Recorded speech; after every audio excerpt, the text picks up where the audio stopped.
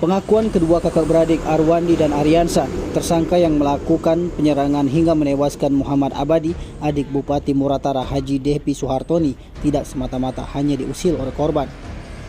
Saat menjalani pemeriksaan di Mapolda Sumsel, Arwandi mengaku selain diusir keluar ruangan, dirinya sempat ditampar korban. Dikatakan Arwandi, aksi penyerangan itu bermula saat dirinya mendatangi rumah Pandit, yakni TKP penyerangan korban, di mana Pandit sendiri masih merupakan kerabat dari Arwandi dan Aryansa. Saat itu korban dan sejumlah rekan bisnis dan kepala desa dan camat setempat tengah melakukan rapat internal pembahasan investor proyek pencarian titik sumber minyak dan rig. Merasa tak terima diusir dan dihajar rombongan korban, lantas Arwandi pergi meninggalkan dan memanggil sang kakak Aryansa dan menceritakan pemukulan terhadap dirinya. Berawal dari itu, kedua kakak beradik itu kembali mendatangi TKP dengan mengendarai mobil Mitsubishi Expander hitam dan sudah dilengkapi dengan senjata tajam jenis parang dan golok.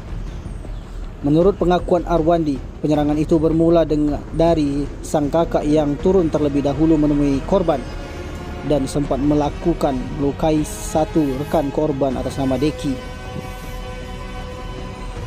Menurut pengakuan Arwandi, ia melakukan penyerangan terhadap Muhammad Abadi yang sudah dalam kondisi terkapar dan mengalami banyak luka tusuk yang dilakukan oleh Aryansa. Kedua tersangka mengaku tak menyangka jika akibat penyerangan itu hingga menewaskan Muhammad Abadi hingga menyulut amarah warga desa Belani dengan membakar nyaris seluruh rumah keluarganya.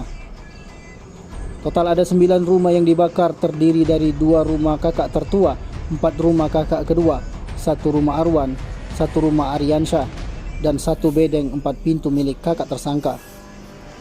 Pastinya, pasca kejadian penyerangan hingga menewaskan Muhammad Abadi, kedua tersangka kabur dan bersembunyi di kawasan hutan di Desa Batu Kucing, Kecamatan Rawasilir. Tim Liputan Sumsel Update TV melaporkan.